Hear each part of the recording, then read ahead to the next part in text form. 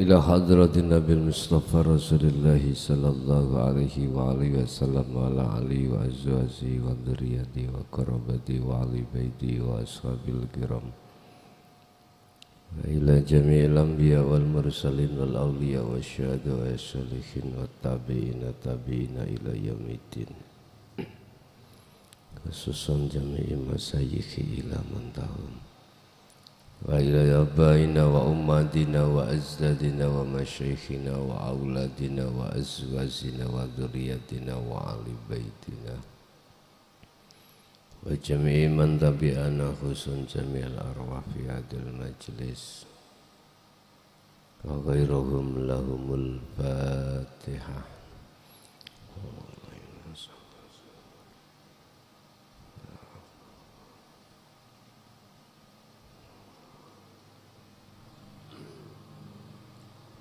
Bismillahirrahmanirrahim. Alhamdulillah wassalatu wassalamu rasulillah sayyidina wa mawalah la haula wa la quwwata illa billah amma ba'da. Setiap apa yang ditentukan terhadap diri seorang hamba dari Allah itu membawa dua nilai.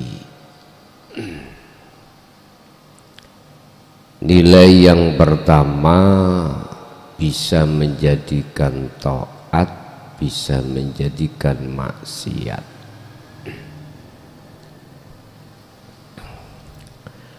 Segala apapun yang telah dihadapkan oleh Allah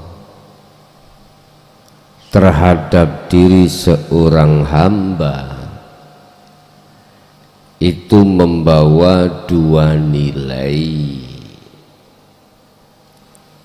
Ada kaitannya nilai itu menjadi taat dan juga menjadi nilai maksiat.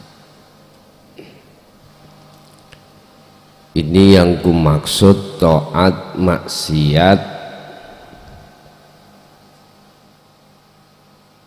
ing ngersane Gusti Allah. Taat maksiat yang ada kaitannya dengan ruhaniyah bukan jasmaniyah. Dikatakan taat karena waktu demi waktu, masa demi masa, takdir demi takdir, itu si hamba duduk di tajalli.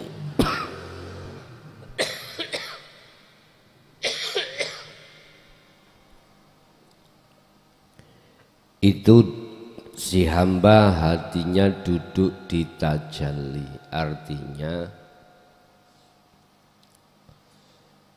hanya mengakukan keakuan Allah dari segala apa yang terjadi. Ikut taat. Yang dimaksud maksiat adalah ruhaniyah ketika saat berlaku apapun itu duduk di takhalli. Yang muncul di dalam ruhaniyah hati seorang hamba selalu condong terhadap makhluknya atas segalanya. Berkenaan dengan hal itu maka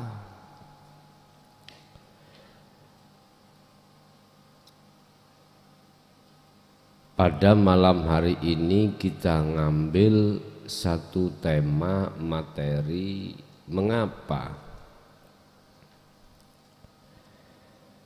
kemewahan duniawiyah kita itu dilibas oleh Allah ketika saat hati itu betul-betul istiqomah, hati itu beralih yang tadinya itu hati maksiat, kemudian hati condong untuk taat. Mengapa? Kemewahan duniawiyah itu dilibas oleh Allah. Apa maksud dan tujuannya? Bahkan banyak yang terjadi ketika saat mengenal dinul haq dan mengikuti ajaran tersebut, ujian itu tidak henti-hentinya, bertubi-tubi.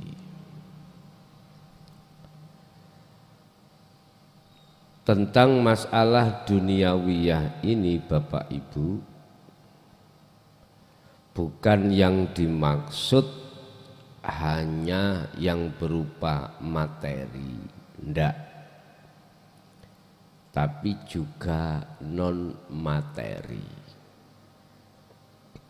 Yang materi berupa fisik,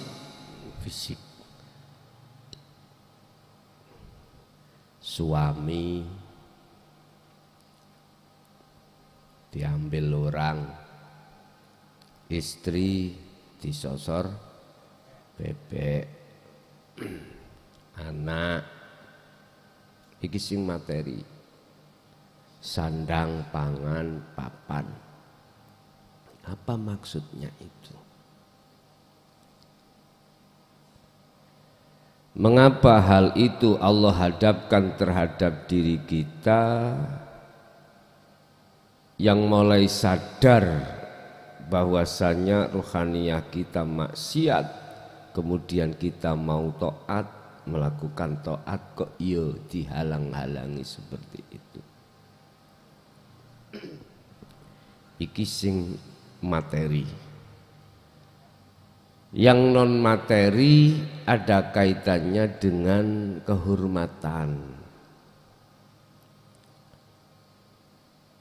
Anda tadinya itu di mata masyarakat punya nama, bukan nama orang, enggak. Punya nama karena marga, punya nama karena ilmu, macam-macam. Pokok intinya non materi iki Anda punya status di mata masyarakat, Anda ini ditokohkan. Mengapa itu dihilangkan Allah? Mengapa Allah melibas? Ada maksud apa? Alladzi khalaqal mauta wal hayata liyabluwakum ayyukum ahsanu amala wa huwal azizul hakim. Allah berbuat demikian ini untuk melihat betulkah Anda itu orang-orang yang sadar.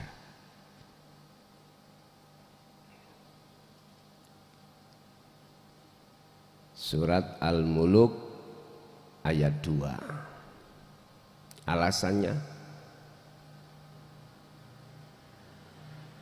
untuk mengetahui siapa di antara kamu sekalian itu yang lebih baik amalnya, atau betulkah kau itu sadar dan atau epok-epok sadar.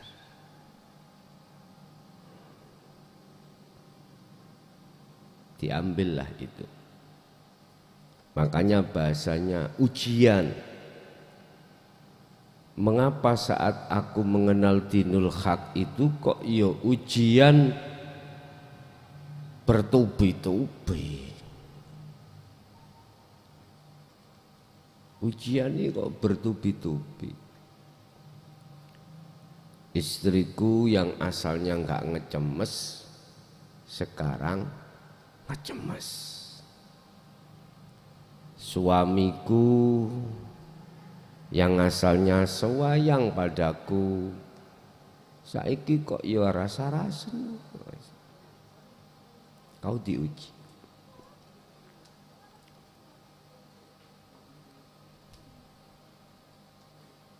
Kalau betul-betul Anda itu sadar nih, sadar.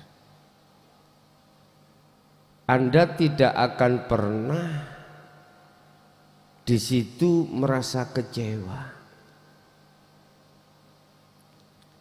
Merasa kecewa enggak. Karena kau tahu antara yang di depanmu itu wa huwa khairun, luweh bagus mimma tajmaun. Di depanmu itu ada satu anugerah rahmat yang lebih mahal harganya dibanding dengan suami, istri, anak, harta benda. Kau pasti tidak akan protes pada Allah. Ekonomimu dipeloroti, apa dipeloroti? Dikurangi oleh Allah. Cara Anda orang bisnis itu omsetnya itu berkurang, dikurangi Allah. Omset kita biasanya satu bulan itu sudah mencapai ratusan juta. Dipelorot Allah, dikurangi menjadi puluhan juta. Kalau Anda betul-betul sadar terhadap Allah, mimma yajma'un, mimma tajma'un, maka Anda tidak ada rasa aneh-aneh pada Allah.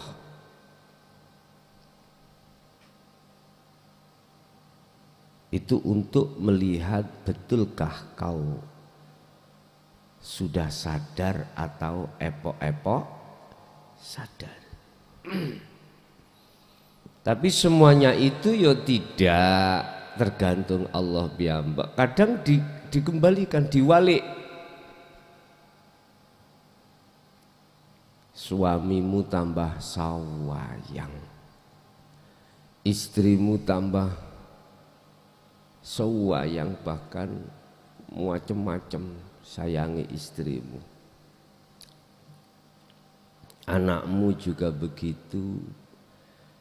Konatiril mungkontoroh dunya bronomu tambah berlipat. Kadang juga seperti ini.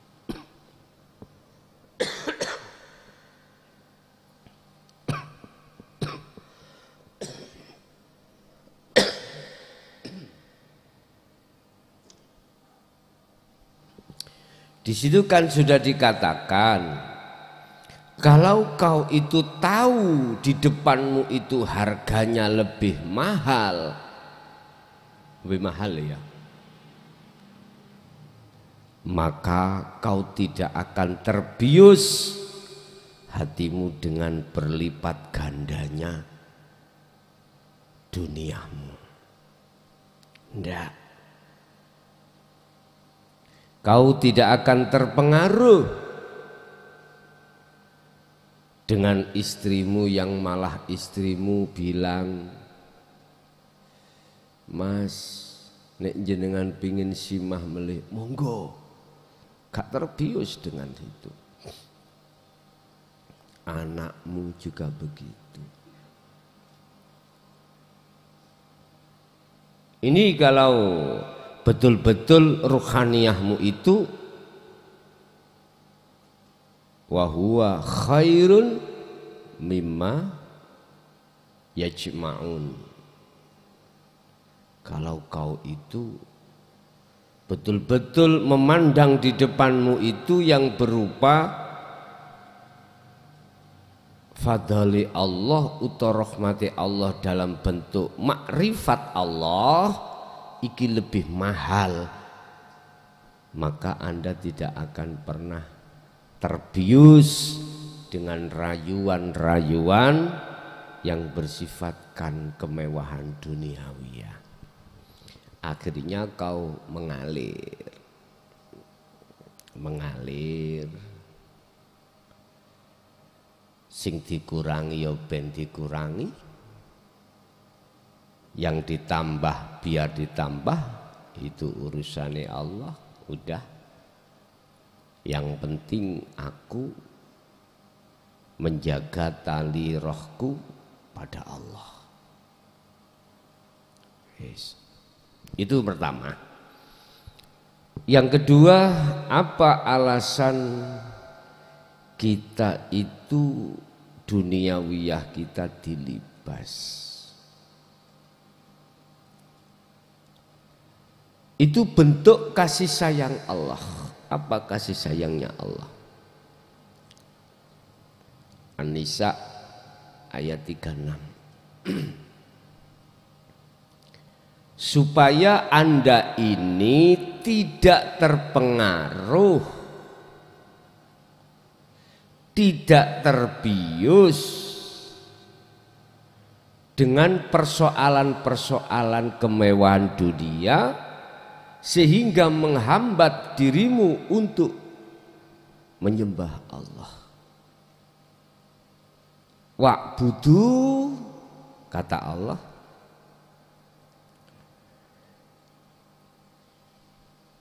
tetep madhepo sira kabeh Allah ing Gusti Allah, wala tusyriku lan ojo nyekutake sira kabeh bihi kelawan Allah syai'an ing suci-wici. Allah menjaga kemurnian di dalam tauhidmu, itu loh maksudnya. Bukan perkaranya Allah gak sayang dirimu manakala kau diambil suamimu, entah diambil mati, entah diambil pisah, itu sebab persoalan macam-macam. Anakmu juga begitu. Intine Anda sebatang kara. Kadang suami tidak diambil, anak juga enggak, kebutuhan ekonomi jatuh, diambil Allah.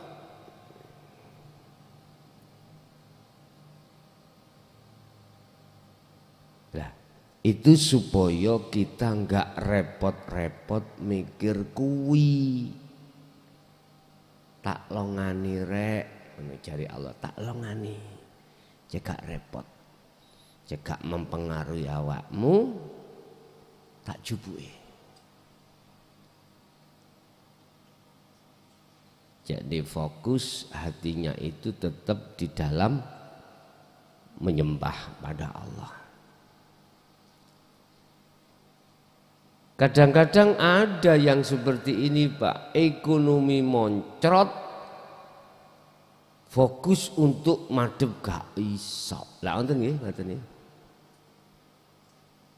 Ekonomi kita jatuh, akhirnya persoalan ngabukti pada Allah itu terpengaruh. Persapi ya tambah aneh sih gini ini. Lah berhalane dijukuk kok malah susah iku piye? Aku ya gak dong ya, ngene iki gak dong. Tahu gak dong namanya? Nek berhalane ditambah terus terpengaruh iku sik masuk akal. Berhalane dikurangi Allah, jukoki. Sampai gak ono blas. Liku kok ono alasan jarine katanya aku khalwat dzikir gak fokus. Iki gak nyambung aku. Saya gak nyambung.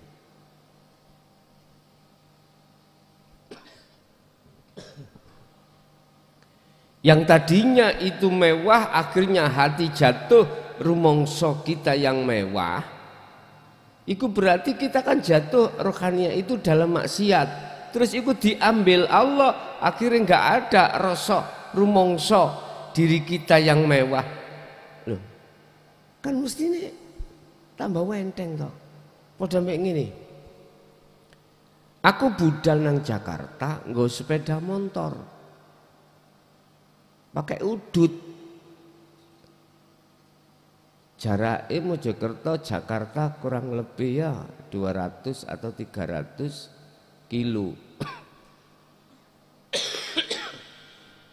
kilometer. Udutku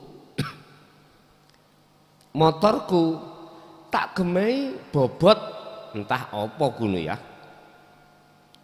1 pintal. Apa tah podo pelayune dengan enggak bawa beban, dengan membawa beban 1 kuintal. Kok aneh ya? Dijuguk bobote kok malah kedemek-kedemek. Paham maksudku ya? Ada yang beralasan seperti itu. Kula niki mboten fokus Gus. Selama kula dereng apa jenenge dereng sugih. Selama ekonomi kula niki jatuh kula dereng fokus. Zikir dereng fokus nang Allah. Aku nek dikai takon ngoten niku mboten dong, Pak. Mboten mudeng. Tidak mudeng. Apa? Enggak mudeng itu. Gak sambung. Mestinya kau ke Jakarta ketika saat keretamu atau udutmu, sepeda motormu iku ketika enggak ada beban, iku mestinya cepet nyampe. Dibanding dengan ketika kita berangkat itu membawa beban 1 kuintal.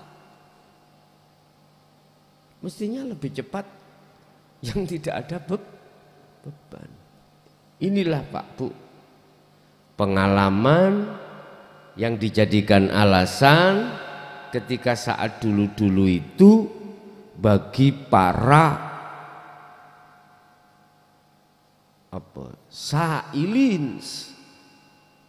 salikin,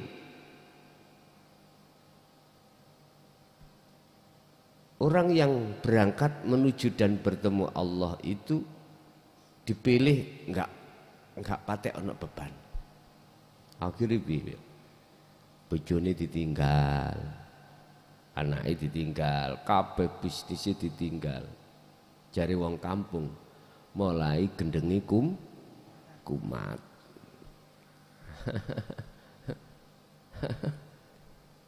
Dulu gitu Pak. Mungkin sampean kenal kandangan iku Gus Komari. Gus Komari jonglo ayo. Jonglo. Ngoroh Jombang. Sopo kali ya. Sopo kali. Jadi keluarga ditinggal apa urusan dengan bisnis orang lain, hubungan dengan orang lain, tetangga dan lain sebagainya, masyarakat ditinggal nang kali ya.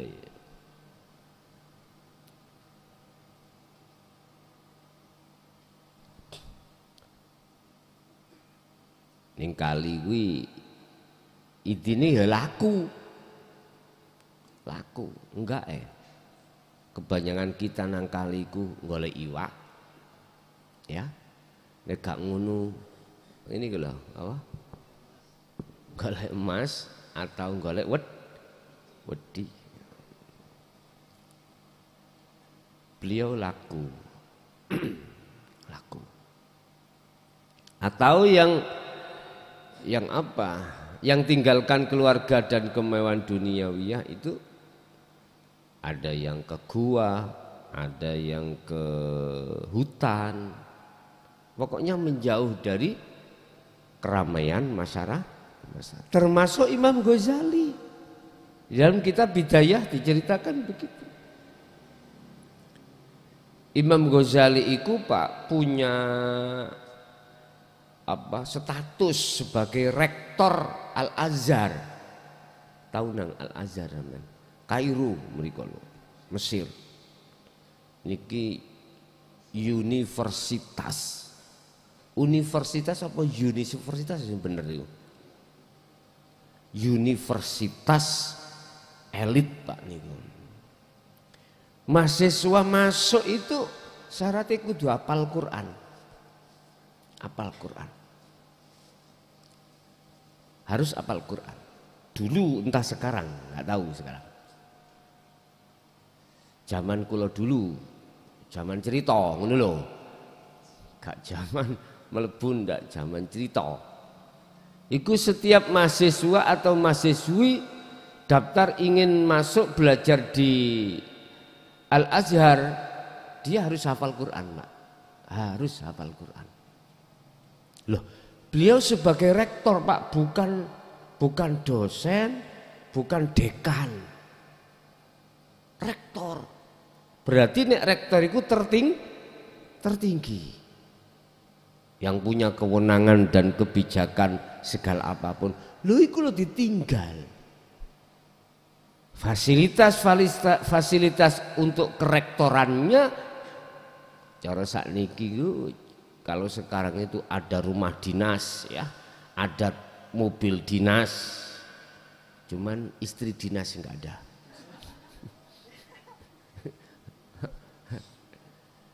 Semua ditinggal. Yang maksud dan tujuan adalah untuk memurnikan tauhidnya pada Allah. Dan Nabi Ibrahim yang ngono kok. Al-An'am 76. Kamu tingali Al-An'am 76, 77, 78. Lelonone atau apa? Apa cara mengembara dah ngene iki rek. Lelono nek biyen ya apa ya? Nabi Ibrahim lelono, dia kebingungan mencari Allah untuk bertemu. Sering saya katakan di situ nyebut no bintang, bulan, matahari. Lelono, gak cukup sedina rong dina Pak, gak cukup sak bulan rong bulan. Untuk memurnikan tauhidnya supaya wama ana minal musyrikin, supaya ruhaniyah itu tidak masuk di dalam golongan yang masih menyekutukan Allah. Ternyata Nabi Ibrahim ketemunya itu adalah di kalimah kuhadapkan wajah ruhku terhadap wajah Allah. Ini wajah tu wajia lilladzi sifati Allah lilladzi fataras samawati wal ardo. Dialah yang maha suci, hidup yang menguasai, yang menciptakan, yang menggerakkan semua peredaran apa jagat langit dan apa jagat bumi, apa jagat rohaniyah, apa jagat jasmania.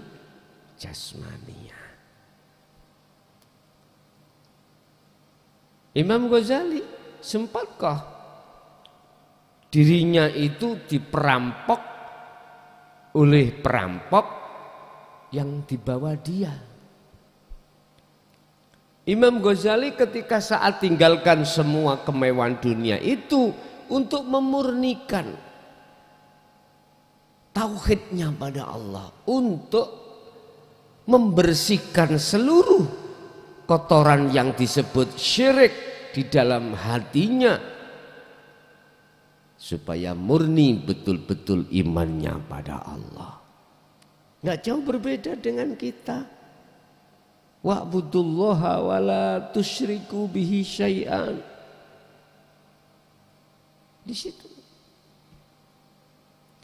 Jadi ketika Allah melibas semua kemewahan duniawiyah kita, itu bentuk Allah sayang padamu supaya tidak hatimu menyembah terhadap kemewahan dunia. Tapi bukan lantas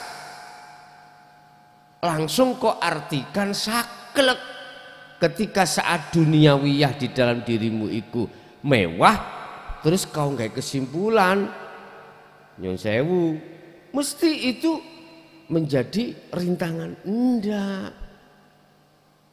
Lihat Abu Hasan Asadili yang sampai sekarang pengikutnya itu punya thariqah namanya thariqah Sadiliyah, thariqah As-Sadiliyah.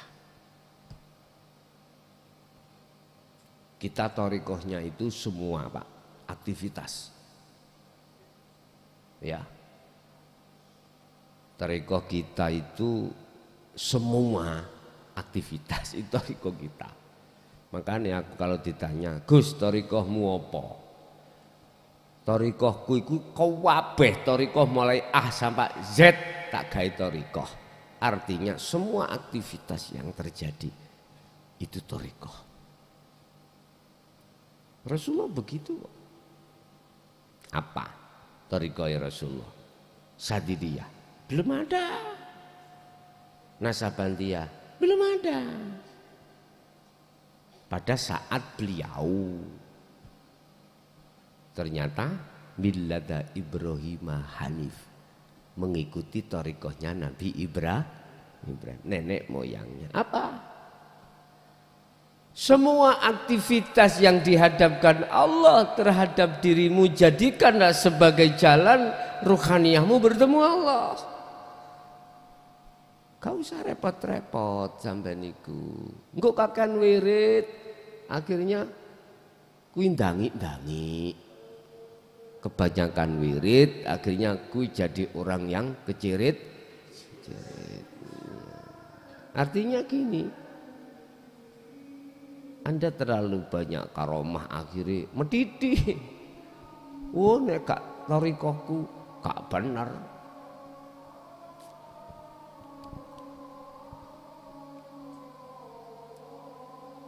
Semua kekasih-kekasih Allah itu termasuk Syekh Abdul Qadir Jailani menurunkan thariqahnya sampai sekarang.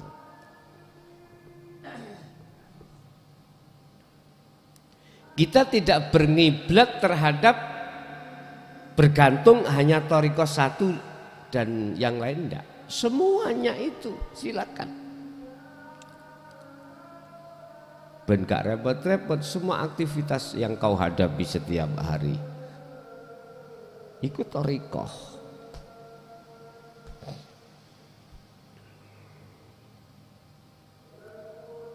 Wis mblenger Pak, cara kami bergelut di dalam thariqah A sampai Z itu mblenger.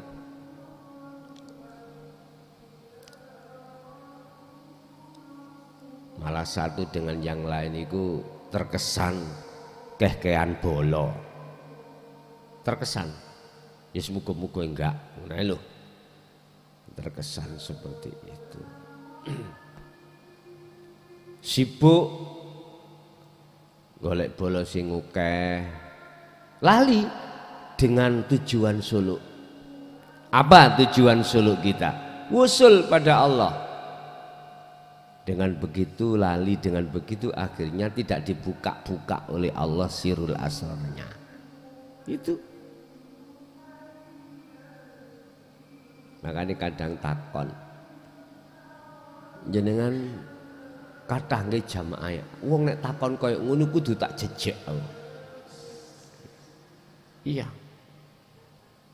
Iki nek prinsipku tambah akeh ku tambah susah. Iya. Tambah susah. Tapi bukan berarti kita khianat apa yang dihadapkan Allah jumlah bertambah banyak. Artinya tidak selamanya kemewahan duniawiyah, termasuk kemewahan dunia itu, akan menjatuhkan hatimu terhadap Allah, menghalangi hatimu terhadap Allah. Enggak. Justru itu bisa kau jadikan sebagai jalan untuk ketemu Allah. Sama halnya dengan apa yang kukatakan kemarin itu. Coba kita ambil dari sisi makna mutasabihatnya atau filosofnya. Kita angen-angen, Pak, ikan yang hidup di laut tidak cukup 1 hari, 2 hari, 1 bulan, bahkan ada yang bertahun-tahun. Kita ngen-ngen ya, dia setiap detik itu jasmaninya itu campur dengan urusan dunia, campur urusan air asin loh Pak. Tiap detik nggak ada jedahnya sama sekali. Sama kita di dunia ini berenang dengan air asin duniawi ya. Lah iya ya, kok gak mempengaruhi asinnya air garam itu terhadap ikan. Inilah yang kumaksud Bapak Ibu. Contoh Abu Hasan As-Sadzili, mewah sembarang kalir ya, baik duniawiyahnya yang non fisik maupun yang fisik, beliau tidak tinggalkan itu. Enggak. Beda dengan Imam Ghazali, beda dengan Syekh Abdul Qadir Jailani. Abu Hasan As-Sadzili enggak. Pangkat punya Pak. Jenengan RT ya gak kok. Ya. Nek kalau sekarang kita bicara apa? Kendaraan mewah punya beliau. Pengikut ribuan bahkan jutaan. Rumah mewah, istri berlipat-lipat. Mohon maaf ya. Tapi tidak mengapa tidak menjadikan pengaruh ruhaniyahnya beliau terhadap Allah. Nah ini apa rahasianya? Yun sewu Pak, ikan tawar hidup di air tawar, kita makan tidak terasa asin, itu wajar, wajar. Wajar sekali. Tapi aneh bin ajaib, ikan air yang hidup di air asin utawa air laut itu enggak terasa asin. Nah ini wong melarat gak duwe apa-apa, bojoe gak duwe. Ojo tersinggung sing gak duwe bojo lho ya. Ono kene gak ono sing dibojo kene. Anak gak ndojok maneh laler menclok endak. Wis wajar nek atiku mang gampang madhep nang Gusti Allah nek dibanding dengan nyuwun sewu jenengan ya ndek bojo, ya ndek anak, ya ndek bisnis dan lain sebagainya. Tapi ini kok ya malah dek isok madhep nang Allah kanthi istiqomah, ini luar biasa. Wong perang menang gak ono mungsuhe biasa. Ada tuh Pak perang gak ono mungsuhe menang? Ada, lho wonten. Ada Pak.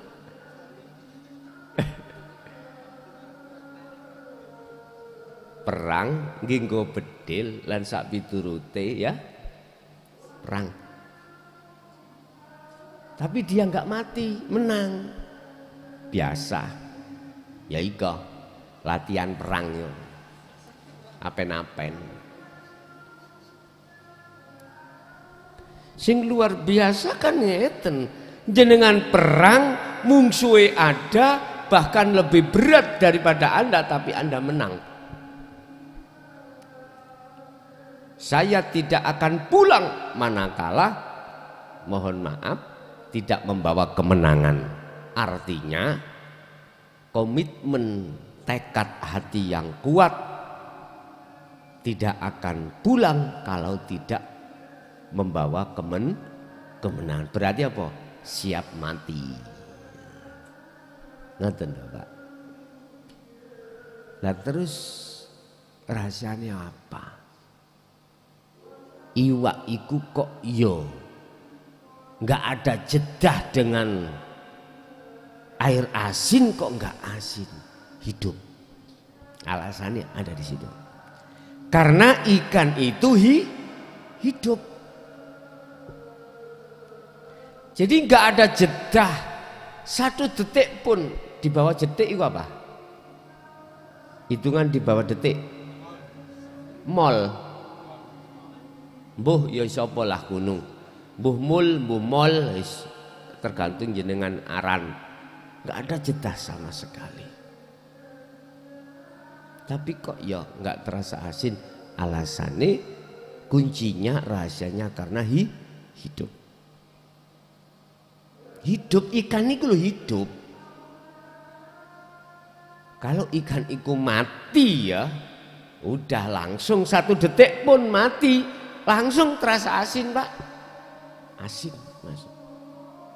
Sama berarti kita di dunia. Jasmani kita gelut, berinteraksi tiap saat dan waktu dengan urusan dunia.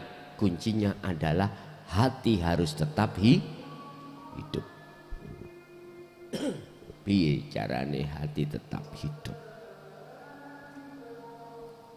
Wadkur isma rabbika bukrata wa asila. Wa qala aidan ya ayyuhalladzina amanu dzkurullaha qiyaman wa qu'udan wa 'ala junubihim. Baik waktu kau berdiri, kau waktu dudukmu, waktu kau berbaring, berarti sadar gak sadar, tidur gak tidur, tetap wadhkurullaha ilingo sadaro bahwasanya semua yang beraku-aku itu adalah Allah Subhanahu wa ta'ala. Yes. Jadi alasan Allah melibas duniawiyah, kemewahan duniawiyahmu manakala dilibas iku semata-mata supaya ruhaniyahmu selamat, tidak menghambakan diri terhadap duniawiyah. Tetapi ada yang malah dibalik duniawiyahmu itu malah dilipat gandakan. Hanya satu di situ, Rabbana atina min ladunka rahmah wa hayyi lana min amrina rasyada. Anda tidak terpengaruh dengan hal itu. Anda tidak terpengaruh dengan hal itu, tapi harus tahu kuncinya. Kuncinya adalah hidup tanpa ada jedah di dalam hatimu. Maksudnya hidup adalah kau harus selalu berzikir, selalu sadar segala apa yang terjadi baik di dalam maupun di luar dirimu, sesungguhnya itu yang beraf'al, itu adalah af'alullah, itu yang beragawe, itu yang berperan hanyalah akunya Allah. Oke, ada yang perlu ditanyakan, kami persilakan.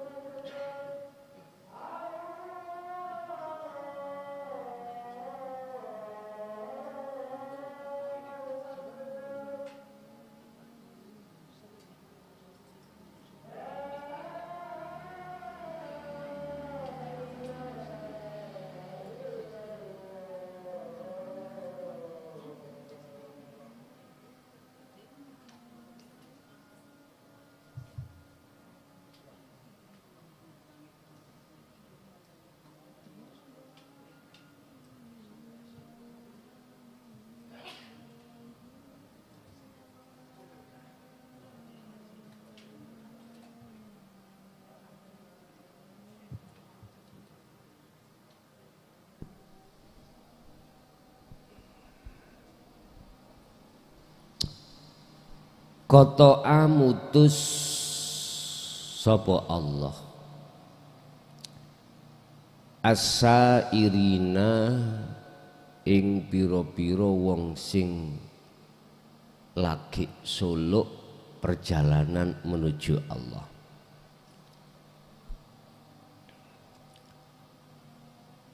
Lahu maring apa? Maring si wong man.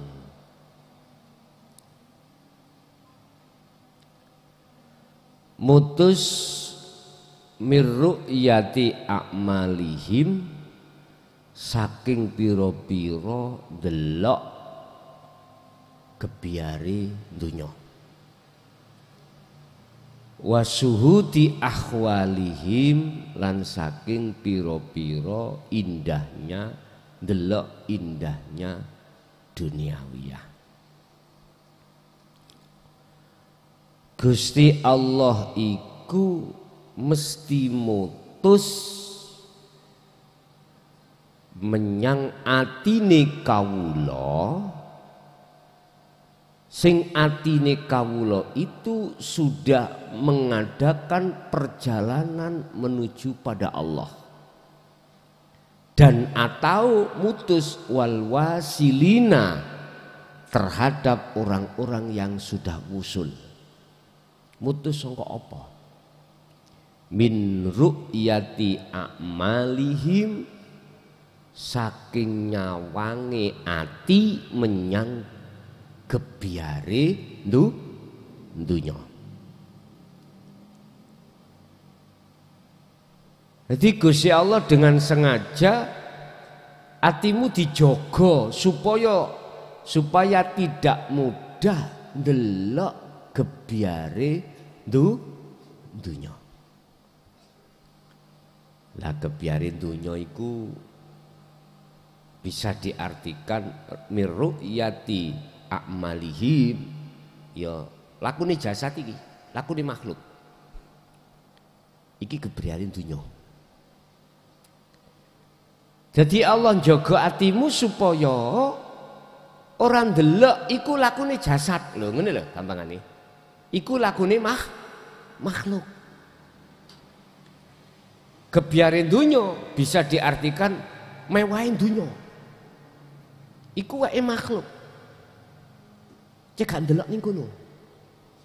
Hati qata'a mutus. Gusti Allah mutus menyang atimu, ruhaniyahmu dari hubungan dengan duniawiyah. Lho ngene lho, diputus. Wal wasilin apalagi terhadap orang yang sudah sampai kewusulan, orang yang sudah makrifat. Pertama min ru'yati a'malihim. Saking nyawange imane ati iki menyang kebiare dunya.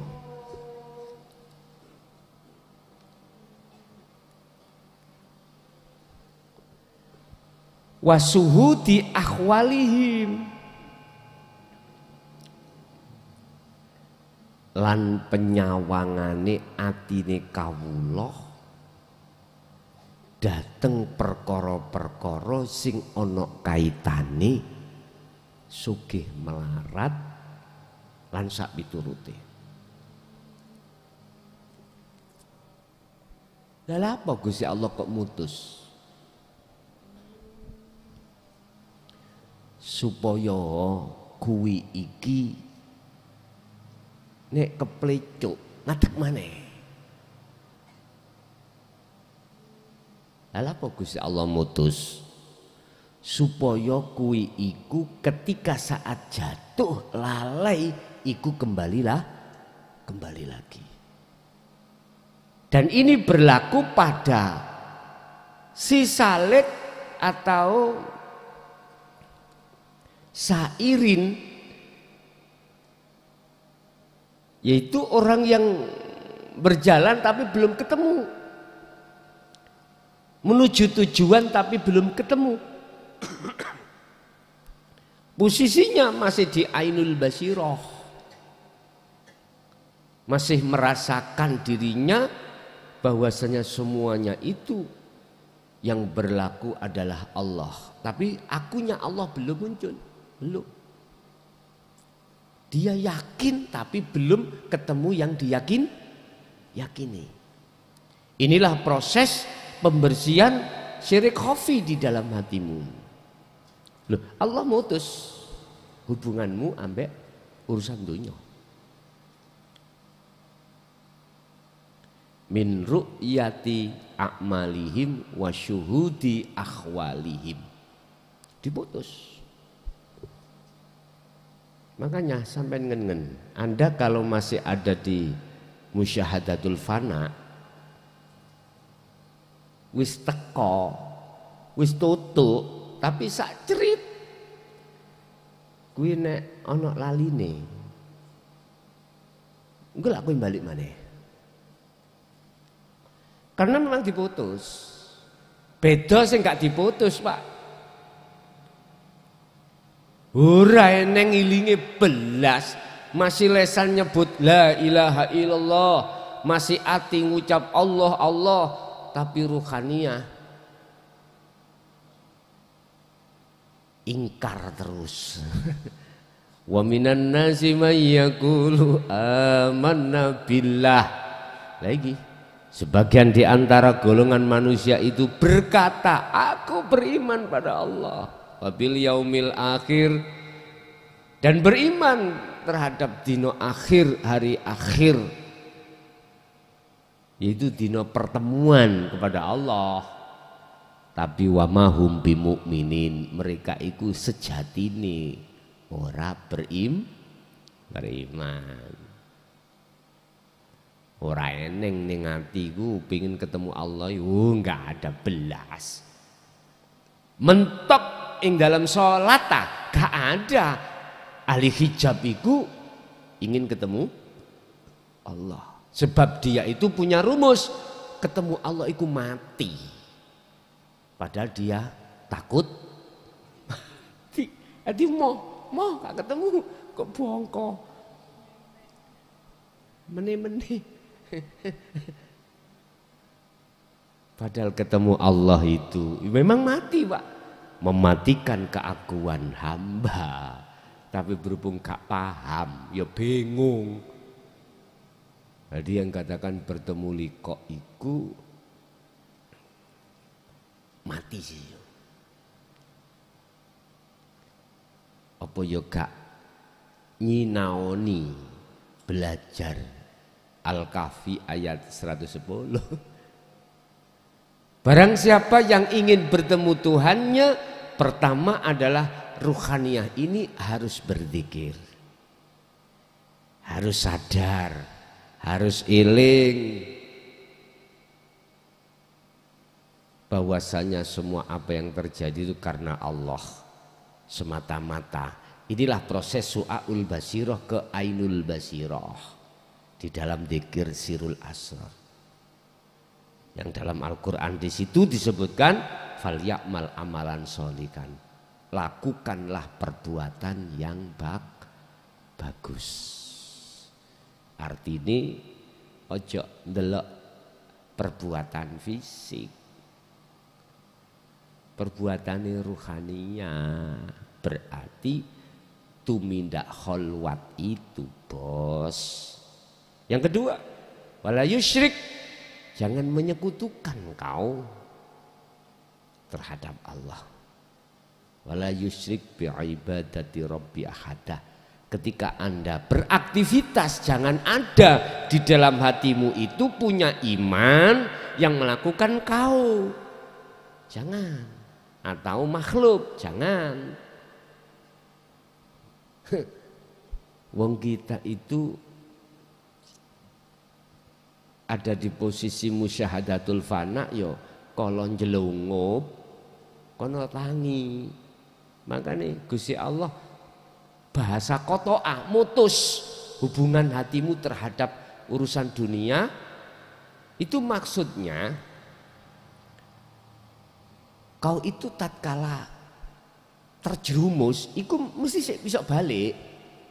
Bisa balik. Wong sing iso ngelangi krana aruse saking nemene kedelep ya mesti iso njombol. Coba Anda sing gak iso ngelangi. Gayanya gaya batu. Ambles terus gak mungkin.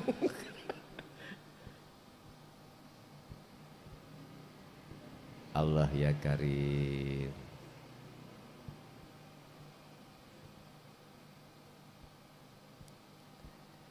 Lah jenengan sing ono musyahadatul fana walaupun fana lho Pak, ono mahfud.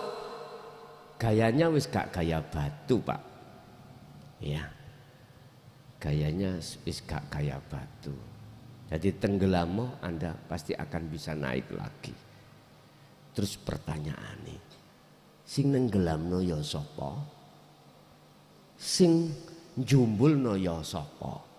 Iku akan ketemu ketika Anda sudah menjadi wasil. Sudah wasilun, sudah ainul basirah, walaupun di musyahadatul fana ketemu itu.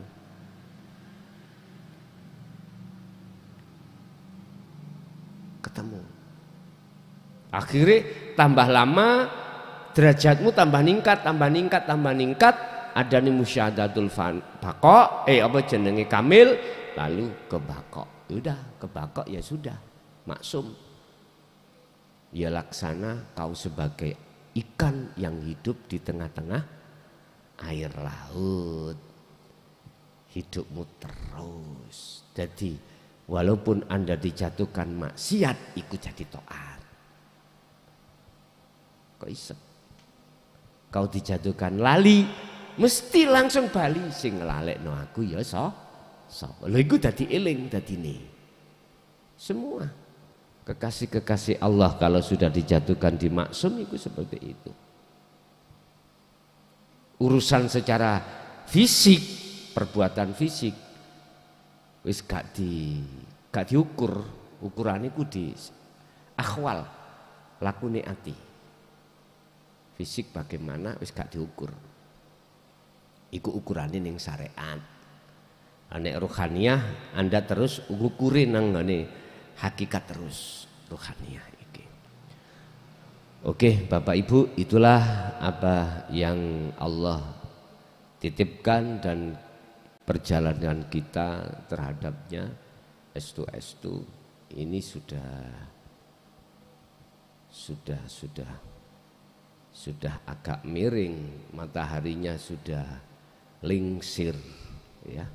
Sudah lingsir tekan jam piro iki, Pak?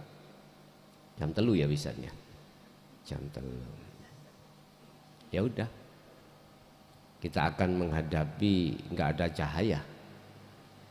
Berarti kapan? Maghrib ghurubus syamsi. Matahari sudah tidak keluar lagi. Alias matahari sudah tenggelam, otomatis tanda tidak akan ada sinar. Oleh sebab itu Anda harus cari sinar yang kekal. Jangan sinar matahari, karena sinar matahari ini sudah jam 3, jatuhnya nanti jam 6 kurang 15 menit. Jadi kurang berapa itu? 3, 4, 5, jadi 2 jam. Berapa itu, Pak? Siaplah, carilah cahaya yang kekal. Enggak ada cahaya yang kekal kecuali cahaya makrifat Allah. Cahaya makrifat Allah itu hanya didatangkan terhadap hamba yang dikehendaki. Siapa? Hamba yang sudah memegang wahyu Allah, la ilaha illa anta wa ana. Dialah yang selalu menjaga zikir sirul asra sampai fana'u zikri. Al-Fatihah.